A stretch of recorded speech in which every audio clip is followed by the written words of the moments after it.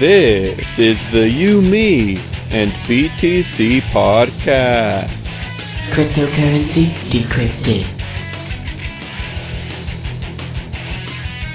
Welcome to day 4 of the 12 days of YMB Christmas. Your host for today's special is just Tim Baker, and we're going to get right to it. So here we go.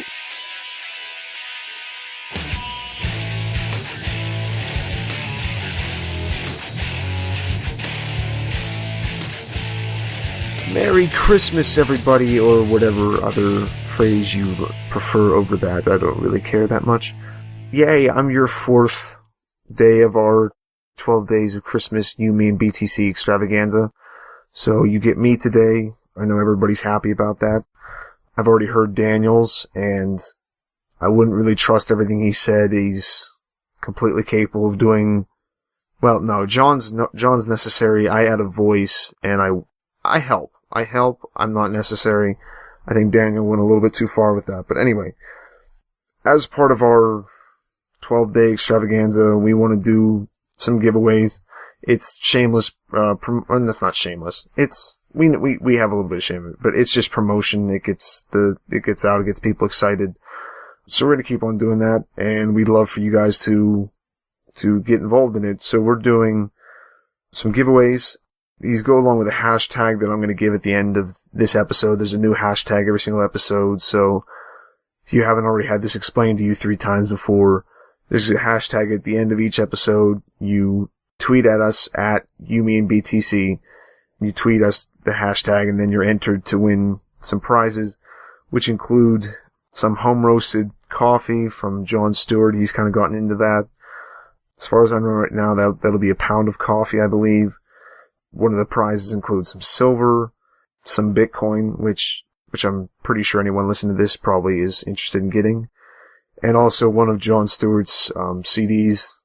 It's very good. It's good music, especially if you like more, I don't know what I'd really classify it as, probably just like folkish.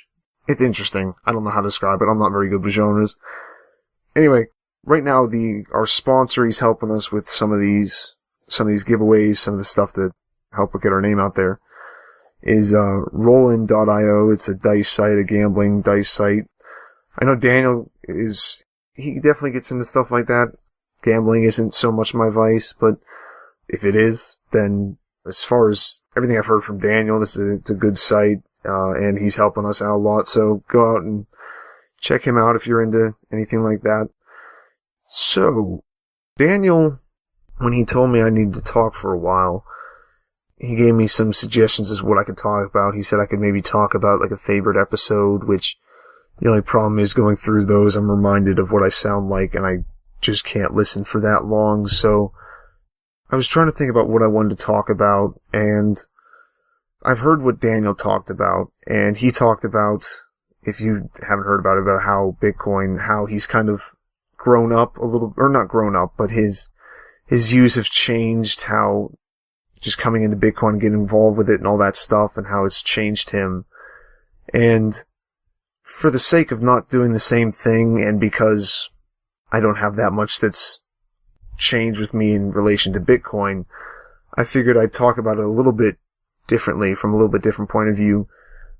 I don't know, I may have mentioned it before, but my life has just been kind of weird this past year. Nothing like, it's not like my life's falling apart, at least to me. It very well may be to anyone looking in on it. I don't know. I don't have the privilege to view my life in third person. So, 2014 has just been a weird year. I've been going a lot of stuff that has just changed around me, changed with me, changed just a lot of different, like, change in a lot of stuff. Except, it was weird. It was weird always having this Bitcoin podcast that I did, and I would go back and forth between how much I was interested in Bitcoin and how much I wasn't.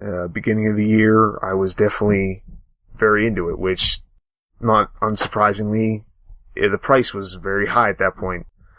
I think in January 2014 was right before the big crash, and it was around, I think it was around 1,000 in January. So obviously I was very much into it. I'd made not like a ton of it, but I definitely made money on it going up. And then it started to fall. And I kept telling myself I didn't care about the price, but I did notice that I wasn't as enthusiastic about it normally, no matter how much I told myself that I was. I just wasn't, because it was just one of the reasons why I got into it was as an investment kind of, or not as an investment, or just a speculation to see if I could make a little bit of money. And with that kind of dying away, I guess it just lost some of that spark.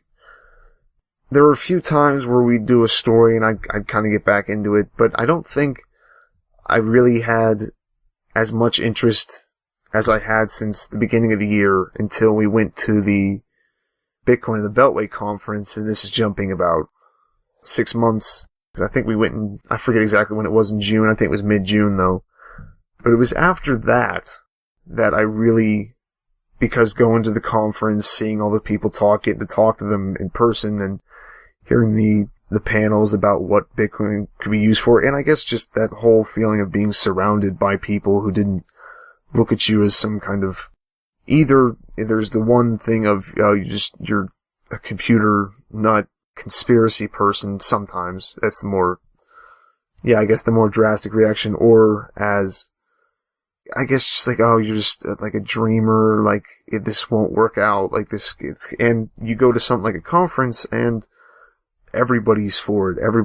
And not that it was, I mean, you can run into problems with it being too fanatical of a devotion, but it didn't seem like that. Now again, I'm probably biased about that, but it wasn't, people weren't, Bitcoin is our savior. It was, look at this new technology, we can build on this, we can make this better, and think of all the possibilities that this opens up for us.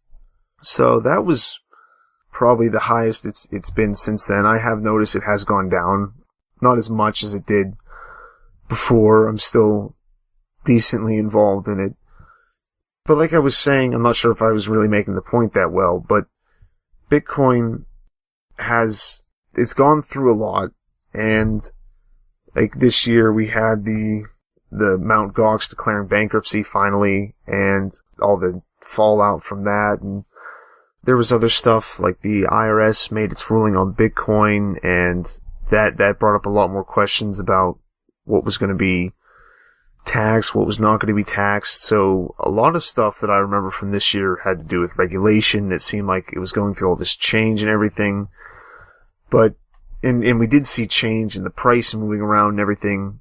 But Bitcoin, it still stayed the same. I guess I'm trying to squeeze a little bit too much not poetic, but symbolic stuff out. But even with that, Bitcoin, it's still there, it's still standing. I mean, with all these things, all the people who always say it's dying, it's dead, it's not going to be useful with this, it can't survive this, it's always still there.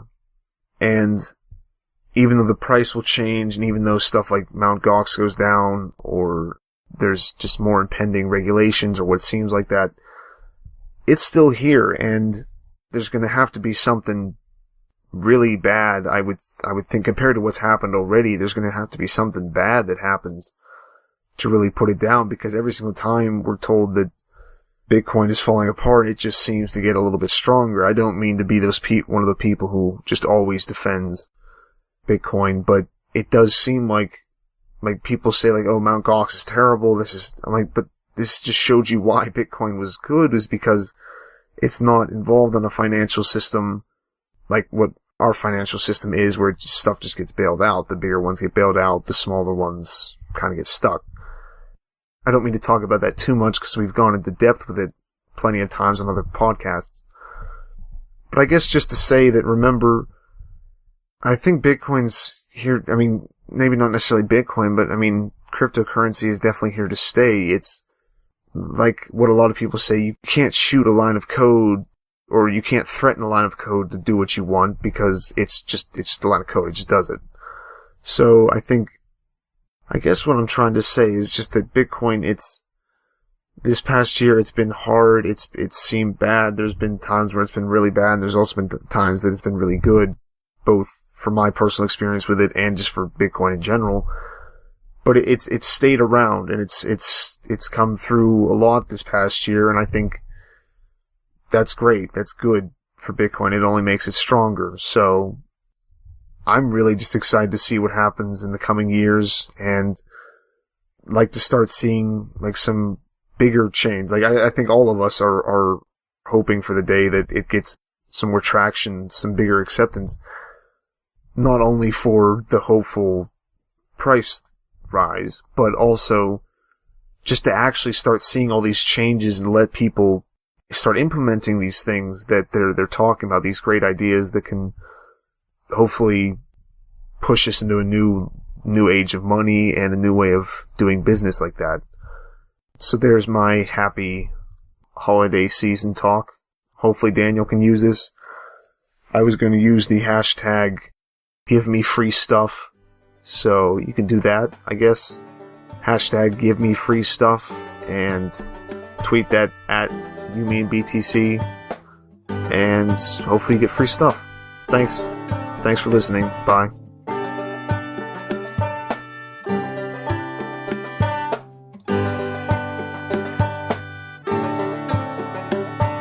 Thanks for listening to our 4th Christmas special. All of the music in today's show was from Jon Stewart. We'll see you tomorrow for this week's regular Thursday episode.